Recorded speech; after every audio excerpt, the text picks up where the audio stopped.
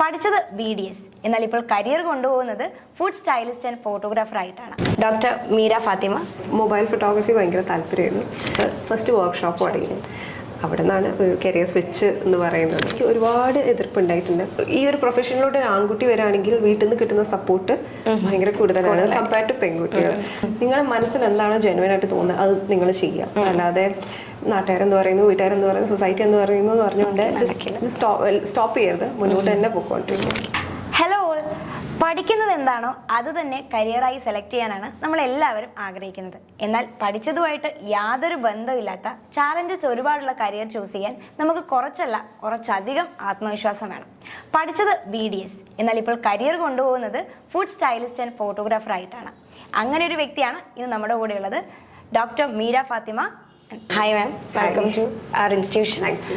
അപ്പോൾ ഞാൻ ഇതുപോലെ നമ്മൾ വർക്ക്ഷോപ്പ് കണ്ടക്ട് ചെയ്യാനാണ് ഇപ്പോൾ ഇവിടെ വന്നിട്ടുള്ളത്. അപ്പം ഇതുപോലെ ഒരുപാട് വർക്ക്ഷോപ്സ് കണ്ടക്ട് ചെയ്തില്ല. ക്വസ്റ്റ്യൻസിലോട്ട് കടക്കുന്നതിന് മുന്നേ നമ്മുടെ ഈ സ്റ്റുഡൻസിൻ്റെ കൂടെ ഉണ്ടായിരുന്ന വർക്ക്ഷോപ്പിൻ്റെ എക്സ്പീരിയൻസ് എങ്ങനെയുണ്ടായിരുന്നു ഒന്ന് ഷെയർ ചെയ്യാം. നല്ലതായിരുന്നു, നല്ല ഇൻട്രാക്റ്റീവ് ആയിരുന്നു. പിന്നെ നമ്മളിപ്പോൾ ഡെമോ ചെയ്യുന്ന സമയത്താണെങ്കിലും എല്ലാവരും ഭയങ്കര ആക്റ്റീവായിട്ട് എന്താ പറയുക, ഇപ്പം ഒരു പാർട്ടിസിപ്പേറ്റ് ചെയ്യാനും എല്ലാം നല്ല നല്ല ഇൻട്രസ്റ്റിംഗ് ആയിട്ടുള്ള ഒരു വർക്ക്ഷോപ്പായിരുന്നു. സ്റ്റുഡൻസ് എല്ലാം നല്ല കോപ്പറേറ്റീവ് ആയിരുന്നു, ഭയങ്കര ജോളി പിള്ളേരായിരുന്നു എല്ലാവരും. അപ്പോൾ ഞാൻ ആദ്യം ഇൻട്രോയിൽ പറഞ്ഞ പോലെ ഒരു ഡോക്ടറാണ്, ഒരു എക്സ് ഡോക്ടർ. അപ്പോൾ ഇപ്പം സ്ത്രീകൾ അധികം ഒന്നും കടന്നു വരാത്തൊരു മേഖലയാണ് ഫോട്ടോഗ്രാഫി എന്നാണ് നമ്മൾ യൂഷ്വലി കേട്ടിട്ടുള്ളത്. അപ്പം ഈ ഡോക്ടർ ടു ഈ ഫോട്ടോഗ്രാഫർ എന്നുള്ള ഈ കരിയറിൻ്റെ സ്വിച്ചിങ് എവിടെ വെച്ചിട്ടായിരുന്നു? സ്വിച്ചിങ് എനിക്ക് തോന്നുന്നു ഞാൻ സൗദിയിൽ കല്യാണം കഴിഞ്ഞ് സൗദിയിൽ ഒരു 6 months കഴിഞ്ഞ് പോയി. ആ ടൈമിൽ എന്താ പറയുക, മൊബൈൽ ഫോട്ടോഗ്രാഫി ഭയങ്കര താല്പര്യമായിരുന്നു. അപ്പോൾ ആ ടൈമിലാണ് എനിക്കൊരു ക്യാമറ ഗിഫ്റ്റ് ചെയ്യുന്ന ഹസ്ബൻഡ്. അപ്പോൾ അപ്പോഴാണ് ശരിക്കും ക്യാമറയുടെ സെറ്റിങ്സ് വെച്ചിട്ട് എനിക്ക് വേറെ ഓപ്ഷനൊന്നും ഇല്ലായിരുന്നു. കാരണം സൗദിയിലാകുമ്പോൾ നമുക്കറിയാം തന്നെ പുറത്ത് പോകാനൊക്കെ കുറേ ലിമിറ്റേഷൻ ഉണ്ട്. അപ്പോൾ എനിക്ക് ആകെ ഉള്ള ഓപ്ഷൻ എന്ന് വെച്ചാൽ ഫുഡായിരുന്നു. അപ്പോൾ ഞാൻ തന്നെ ഉണ്ടാക്കുന്ന ഫുഡ് ഞാൻ തന്നെ ഷൂട്ട് ചെയ്യാൻ തുടങ്ങി. പിന്നെ ബേക്ക് ചെയ്യാനൊക്കെ തുടങ്ങി. പിന്നെ ബേക്ക് ചെയ്യുന്ന സാധനം ഷൂട്ട് ചെയ്യാൻ തുടങ്ങി. അങ്ങനെ ഷൂട്ട് ചെയ്ത് പിന്നെ കുറച്ച് എനിക്ക് അന്ന് അറിയില്ല ഇങ്ങനെ ഫുഡ് ഫോട്ടോഗ്രാഫി എന്ന് പറഞ്ഞ ജോണർ തന്നെ എക്സിസ്റ്റ് ചെയ്യുന്നുണ്ടെന്ന് അറിയത്തില്ലായിരുന്നു. പിന്നെ ഞാൻ യൂട്യൂബിൽ നോക്കാൻ തുടങ്ങി എങ്ങനെ ഈ ഒരു ഫുഡിനെ ഭംഗിയാക്കി എടുക്കാൻ. അപ്പോഴാണ് ഫുഡ് ഫോട്ടോഗ്രാഫി എന്ന് പറഞ്ഞ യൂട്യൂബ് ചാനൽസ് കാണുന്നത്, പിന്നെ ഓൺലൈൻ കോഴ്സസ് കാണുന്നത്. അപ്പോൾ എല്ലാം കുറച്ച് ഇൻട്രസ്റ്റിംഗ് ആയിട്ട് പഠിച്ച് തുടങ്ങി. അത് കഴിഞ്ഞ് ഒരു പെർട്ടിക്കുലർ ഫേസ് എത്തി അന്ന് വെക്കേഷന് നാട്ടിൽ വരുന്ന ടൈമായപ്പം ഞാനൊരു ഫുഡ് ബ്ലോഗ് 2 പിള്ളേരുടെ അടുത്ത് അസോസിയേറ്റ് ചെയ്ത് ഞങ്ങൾ ഫസ്റ്റ് വർക്ക്ഷോപ്പ് തുടങ്ങി. അവിടെ നിന്നാണ് ഒരു കരിയർ സ്വിച്ച് എന്ന് പറയുന്നത്. പിന്നെ ആ വർക്ക്ഷോപ്പ് ഭയങ്കര സക്സസ്ഫുൾ ആയി. പിന്നെ അത് കഴിഞ്ഞിട്ടൊരു 3-4 വർക്ക്ഷോപ്സ് അവരുടെ കൂടെ തന്നെ ചെയ്തു. അങ്ങനെ പിന്നെ എൻക്വയറീസ് വരാൻ തുടങ്ങി, വർക്ക് വരാൻ തുടങ്ങി. പിന്നെ സൗദിയിലും വർക്ക്ഷോപ്സ് ചെയ്ത് പിന്നെ അവിടെയും എൻക്വയറി വരാൻ തുടങ്ങി. അങ്ങനെയാണ് കരിയറിൽ സ്റ്റാർട്ടിങ്. ഫോട്ടോഗ്രാഫി എനിക്കിതിൽ താല്പര്യമുണ്ട് എന്ന് സ്വയം മനസ്സിലാക്കുമായിരുന്നോ അതോ ലൈക്ക് ആരെങ്കിലും പറയുമായിരുന്നോ? ഫോട്ടോഗ്രാഫി മനസ്സിലാക്കാൻ മൊബൈൽ ഫോട്ടോഗ്രാഫി ഭയങ്കര ഇഷ്ടമായിരുന്നു. ചുമ്മാ വെറുതെ വണ്ടിയിലിരിക്കുമ്പോൾ എന്തെങ്കിലും ഫ്രെയിംസ് കാണുമ്പോൾ ഫോണിൽ ഫോട്ടോ എടുക്കുമായിരുന്നു. അങ്ങനെ തുടങ്ങിയതാണ്. ക്യാമറയിൽ ഫോട്ടോ എടുക്കണം അല്ലെങ്കിൽ അതൊരു പ്രൊഫഷൻ ആക്കണം എന്നൊന്നും മനസ്സിൽ പോലും വിചാരിച്ചിട്ടുണ്ടായില്ല. പക്ഷെ ക്യാമറ വന്നതിന് ശേഷം കൊള്ളാം, ഇതിൻ്റെ സെറ്റിങ്സ് പഠിച്ചാൽ കൊള്ളാം തോന്നി. സെറ്റിങ്സ് പഠിച്ചു കഴിഞ്ഞപ്പോഴത്തേക്ക് ഓക്കെ എന്നാൽ പിന്നെ, കാരണം ഞാൻ ആദ്യം ക്യാമറയിൽ ഫോട്ടോ എടുക്കുന്ന ഓട്ടോമാറ്റിക്, എല്ലാവരും സ്റ്റാർട്ട് ചെയ്യുന്ന ഓട്ടോ മോഡിലായി. ഓട്ടോ മോഡിൽ വെച്ച് എടുത്തു കഴിഞ്ഞപ്പോൾ എനിക്ക് തന്നെ ഒരു സാറ്റിസ്ഫാക്ഷൻ ഉണ്ടായില്ല. അപ്പോൾ ഞാൻ ഓക്കെ ഇതിൻ്റെ സെറ്റിങ്സ് പഠിക്കാം. അങ്ങനെ ജസ്റ്റ് ഞാൻ എടുത്തിരുന്ന ഇനീഷ്യൽ ഫോട്ടോസൊക്കെ നേച്ചർ ഫോട്ടോഗ്രാഫി അങ്ങനത്തെ സാധനങ്ങളൊക്കെ ഉണ്ട്. പക്ഷേ ഗ്രാജുവലായിട്ട് പിന്നെ അത് വെച്ച് പിന്നെയും അതിന് ഇൻട്രസ്റ്റ് കയറി ഫുഡിലോട്ട് വന്ന് അങ്ങനെ ഗ്രാജുവലായിട്ടുള്ള ഒരു ട്രാൻസിഷൻ ആയിരുന്നു. സെൽഫ് റിയലൈസേഷൻ ആയിരുന്നു. അതെ, അങ്ങനെ വേണമെങ്കിൽ പറയാം. ഓക്കെ, നമ്മുടെ ഇൻസ്റ്റിറ്റ്യൂഷനിൽ ഒരുപാട് ഗേൾസ് ഈ ഫോട്ടോഗ്രാഫി പഠിക്കാൻ വേണ്ടി വരുന്നുണ്ട്. അപ്പം അവരെ സംബന്ധിച്ചിട്ട് ഏറ്റവും വലിയ ടാസ്ക് എന്ന് പറയുന്നത് അവരുടെ പാരൻസിനെ ഇതിന് വേണ്ടി കൺവിൻസ് ചെയ്യാന്നുള്ളതാണ്. അപ്പം അങ്ങനെ വരുന്ന ഗേൾസിൻ്റെ അടുത്തും അതുപോലെ അവരുടെ പാരൻസിൻ്റെ അടുത്തും മാമിന് എന്താ പറയാനുള്ളത്?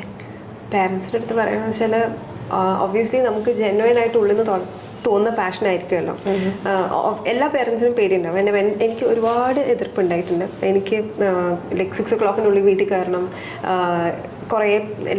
കുറേ മൾട്ടിപ്പിൾ നമുക്കറിയാത്ത ഓരോ പ്രോജക്റ്റിനും പുതിയ ആൾക്കാരുടെ കൂടെ എക്സ്പീരിയൻസ്. ഇപ്പം നമ്മളൊരു 9 to 5 ജോബ് പോലെ അല്ല, പല ആൾക്കാർ പല പ്രോജക്ട്സ്. അപ്പോൾ ഒബ്വിയസ്ലി എല്ലാ പേരൻസിനും ടെൻഷൻ കാണും. പക്ഷേ എനിക്ക് തോന്നുന്നു ഇപ്പോഴത്തെ ഒരു പോയിന്റിൽ അവരും റിയലൈസ് ചെയ്തിട്ടുണ്ട് ഓക്കെ ഇതാണ് പുള്ളിക്കാർ ചെയ്യുന്നത്. സോ ആദ്യം പറഞ്ഞ് മനസ്സിലാക്കുന്നത് പോസിബിൾ അല്ല, ബട്ട് ഡെഫിനറ്റ് ആയിട്ടും പ്രൂവ് ചെയ്യാൻ ട്രൈ ചെയ്യുക. ബിക്കോസ് ഇനീഷ്യലി അവരെ കൊണ്ട് പറഞ്ഞ് നമുക്ക് മനസ്സിലാക്കിപ്പിക്കാൻ പറ്റുമോ എന്നറിയില്ല, ബട്ട് ട്രൈ ചെയ്യുക. ഓക്കെ ദിസ് ഇസ് വാട്ട് ഞാൻ ചെയ്യുന്നത്, അല്ലെങ്കിൽ എൻ്റെ പ്രൊഫഷൻ ഇങ്ങനെയാണ്, ഓരോ പ്രോജക്റ്റിനും ഓരോ ആൾക്കാരാണ്.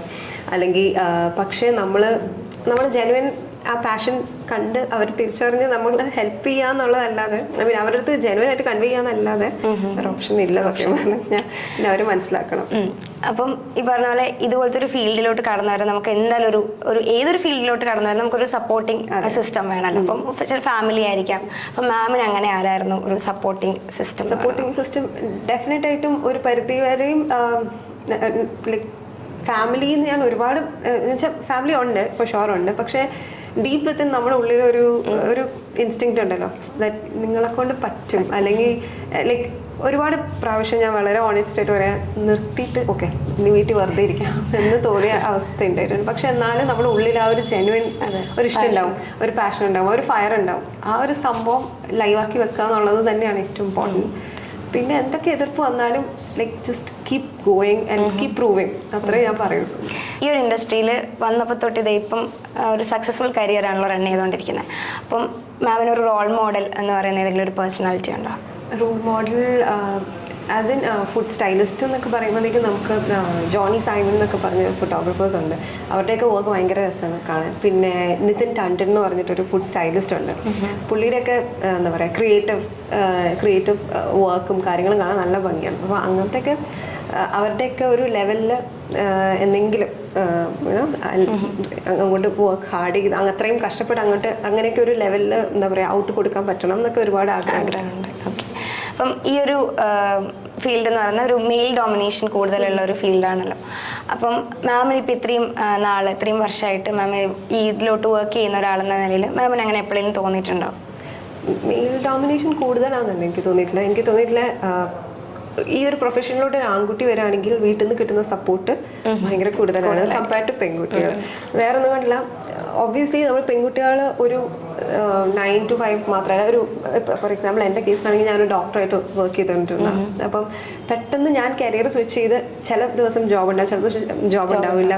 അപ്പോൾ മെയിൽ എനിക്ക് തോന്നുന്നു ആൺകുട്ടികൾക്ക് കുറച്ചും കൂടി ഈസിയാണ്. വീട്ടുകാർ അത് ആൺകുട്ടികളല്ലേ, അവർ ട്രൈ ചെയ്തോട്ടെ, അവരുടെ ഇപ്പോഴത്തെ ഏജ് അല്ലേ. പക്ഷെ ഒരിക്കലും പെൺകുട്ടികൾക്ക് അങ്ങനത്തെ ഒരു ഇതില്ല. നമുക്ക് എല്ലാത്തിനും ടൈം എന്താ പറയുക അല്ല വെച്ചിട്ട് ഇത്ര ടൈമിൽ കല്യാണം, ഇത്ര ടൈമിൽ കുട്ടി, ഇത്ര ടൈം അങ്ങനെ ഇത് വെച്ചിട്ട്. അപ്പം ഞാൻ പറയുന്നത് വെച്ചാൽ ഇങ്ങനത്തെ ഒരു പ്രൊഫഷൻ ചൂസ് ചെയ്യണം എന്ന് വെച്ചാൽ തന്നെ നിങ്ങളുടെ മനസ്സിൽ എന്താണോ ജെനുവൻ ആയിട്ട് തോന്നുന്നത് അത് നിങ്ങൾ ചെയ്യാം. അല്ലാതെ നാട്ടുകാരെന്ന് പറയുന്നു, വീട്ടുകാരെന്ന് പറയുന്നു, സൊസൈറ്റി എന്ന് പറയുന്നു എന്ന് പറഞ്ഞുകൊണ്ട് സ്റ്റോപ്പ് ചെയ്യരുത്, മുന്നോട്ട് തന്നെ പോയിക്കൊണ്ടിരിക്കുക. അപ്പം കല്യാണത്തിന് ശേഷമാണ് മാം ഇത് സ്റ്റാർട്ട് ചെയ്തിട്ടുണ്ടായിരുന്ന ഈ ഒരു ഫോട്ടോഗ്രാഫി? ലൈക്ക് ഞാൻ അതെ ജസ്റ്റ് ഫോട്ടോ അപ്പം ഞാൻ ഒരു ആർട്ടിക്കിൾ വായിച്ചു, ഹസ്ബൻഡാണ് ക്യാമറ ഗിഫ്റ്റ് ചെയ്യുന്നത്. അപ്പം തൊട്ടാണ് ഇതിലോട്ട് ഇറങ്ങുന്നത് എന്നുള്ളത്. അപ്പം ഈ ഒരു ബേബി ഉണ്ട്. അപ്പം ബേബി വന്നതിന് ശേഷം ഈ ഒരു കരിയറിൽ എന്തെങ്കിലും ഒരു തിരക്ക് കാരണം അങ്ങനെ എന്തെങ്കിലും ഒരു ഇതിൽ ഒരു സ്ട്രെസ് തോന്നിയിട്ടുണ്ടോ? രണ്ടും കൂടെ മാനേജ് ചെയ്യാൻ എന്തെങ്കിലും ബുദ്ധിമുട്ടോ? തോന്നിയിട്ടുണ്ട്. പക്ഷെ എനിക്ക് ഒരു സന്തോഷമുള്ള കാര്യം വെച്ചാൽ എനിക്ക് ഒരു എന്താ പറയുക, എനിക്ക് അവള് കുറച്ചും കൂടി എന്നെ മനസ്സിലാക്കുന്ന പോലെ തോന്നിയിട്ടുണ്ട്. അപ്പം ചില സമയത്ത് മോള് വന്ന് ചോദിക്കും, അമ്മ ഇന്ന് വർക്ക് ഉണ്ടോ, അപ്പൊ ഷൂട്ടിന് പോവാണോ, അപ്പം നല്ല കുട്ടിയായിട്ട് ഇരിക്കാട്ടോ. അത് എന്ന് പറയുന്നത് എനിക്ക് ആസ് എ പാരന്റ് എനിക്ക് നോക്കുമ്പോൾ എനിക്ക് ലൈക്ക് അവള് വളർന്നു വരുമ്പോഴത്തേക്ക് എനിക്ക് ആക്ച്വലി എന്താ പറയുക, എനിക്ക് കാണിച്ചു കൊടുക്കാൻ ആസ് എ റോൾ മോഡൽ എനിക്ക് കാണിച്ചു കൊടുക്കാൻ പറ്റും. ഓക്കെ എൻ്റെ മോള് ഇത് കണ്ടിട്ട് വളരുന്നത്. ആൻഡ് ഇറ്റ്സ് നോട്ട് ലൈക്ക് ഒരു സൊസൈറ്റിയിൽ എന്താ പറയുക സ്വന്തം ഇഷ്ടങ്ങൾക്ക് വലിയ ഇമ്പോർട്ടൻസ് ഒന്നും കൊടുക്കാതെ സഹിച്ച് നമ്മുടെ പേരൻസ് ഒരുപാട് ഹാർഡ്ഷിപ്സ് ഒക്കെ സഫർ ചെയ്ത് സ്വന്തം ഇഷ്ടങ്ങളൊക്കെ മാറ്റി വെച്ച് അങ്ങനെ. പക്ഷേ ഇന്നത്തെ ജനറേഷൻ ഇനി അങ്ങോട്ട് കാണാൻ പോകുന്നത് നമ്മളെ പോലത്തെ ആൾക്കാർ സ്വന്തം ഇഷ്ടങ്ങൾക്ക് വേണ്ടി ഫൈറ്റ് ചെയ്യാം. ആൻഡ് ലൈക്ക് അവള് അത് മനസ്സിലാക്കുന്നുണ്ട്. ഓക്കെ ഇത് അമ്മയുടെ പാഷനാണ്, ഇത് ലൈക്ക് സോഴ്സ് ഓഫ് ഇൻകം കൂടെയാണ്. ആൻഡ് ലൈക്ക് അമ്മ സീരിയസ് ആണ്. And she realises that okay പിന്നെ പോയിന്റിൽ അമ്മയ്ക്ക് അത്യാവശ്യമാണ്. ആൻഡ് വഴക്കുണ്ടാക്കാറുണ്ട്, അടിയും ബഹളമൊക്കെ ഉണ്ടാക്കാറുണ്ട്, കുട്ടിയല്ലേ. പക്ഷെ എന്നാലും ഒരു പോയിന്റ് വരെ അവള് അഡ്ജസ്റ്റ് ചെയ്യാറുണ്ട്. നല്ല രീതിയിൽ സപ്പോർട്ട് എനിക്ക് സത്യം പറഞ്ഞാൽ മോള് ഇത്രയും സപ്പോർട്ട് ചെയ്യുന്നതും എനിക്ക് ഭയങ്കര സന്തോഷമാണ്. കാരണം അവള് ലൈക്ക് അഡ്ജസ്റ്റ് ചെയ്യാറുണ്ട് നല്ല രീതിയിൽ. അപ്പോൾ ഹൈലി കോമ്പറ്റീറ്റീവ് ആയിട്ടുള്ള ഒരു ഫീൽഡാണിത്. അപ്പം ഈ ഫീൽഡിൽ പിടിച്ചു നിൽക്കാൻ മാമിൻ്റെ കയ്യിൽ എന്തെങ്കിലും ടിപ്സ് പറഞ്ഞു കൊടുക്കാനുണ്ടോ?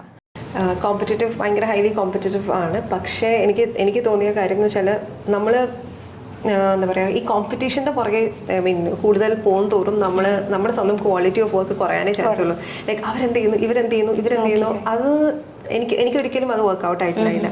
സോ ഞാൻ എൻ്റെ പേസിൽ തന്നെയാണ് പോകുന്നത്. ലൈക്ക് എൻ്റെ ക്വാളിറ്റി ഓഫ് വർക്ക് ഇതാണ്. ആൻഡ് പക്ഷെ അത് ഇമ്പ്രൂവ് ചെയ്യാനായിട്ട് ഞങ്ങൾ ടീമാണെങ്കിലും ഞങ്ങൾ പേഴ്സണൽ പ്രോജക്ട്സ് ചെയ്യാറുണ്ട്. Like what can we do to improve ഈ ഒരു പെർട്ടിക്കുലർ ക്വാളിറ്റി ഓഫ് വർക്ക് അങ്ങനെ ചെയ്യാറുണ്ട്. അല്ലാതെ ലൈക്ക് കോമ്പറ്റേറ്റീവ് ആണ്, അവരെക്കാട്ടിലും നന്നായിട്ട് ചെയ്യണം, ഇവരെ അങ്ങനെ ഒരു പ്രഷർ ഇല്ല. ഞങ്ങളുടെ പേസിൽ ഞങ്ങൾ ചെയ്യാൻ പറ്റുന്ന ഏറ്റവും ബെസ്റ്റ് ഔട്ട്പുട്ട് ഞങ്ങളുടെ ക്ലയൻറ്റിന് കൊടുക്കുക എന്നുള്ളത് തന്നെയാണ് നമ്മുടെ അൾട്ടിമേറ്റ് എയിം. ഓക്കെ, അപ്പം thank you so much for your valuable time നമ്മുടെ സ്റ്റുഡൻസിന് വേണ്ടിയിട്ട് ഇന്നിവിടെ വർക്ക്ഷോപ്പ് ചെയ്തതിനും ഇപ്പം എനിക്ക് ഞാൻ ചോദിച്ച ചോദ്യങ്ങൾക്കെല്ലാം വളരെ കാമായിട്ട് ആൻസേഴ്സ് ഒക്കെ പറഞ്ഞതിനും ഭയങ്കര നന്ദി. ആൻഡ് ഫോർ യുവർ ഫ്യൂച്ചർ മാം നേരത്തെ പറഞ്ഞ പോലെ റോൾ മോഡൽസ് ഒക്കെ വെച്ചിട്ട് ഇനി അതുപോലെ തന്നെ ഇനി കൂടുതൽ ക്ലയൻസ് ഒക്കെ കിട്ടി കൂടുതൽ സക്സസ് ഒക്കെ ഉണ്ടാവട്ടെ. And thank you so much and all the very best. Thank you.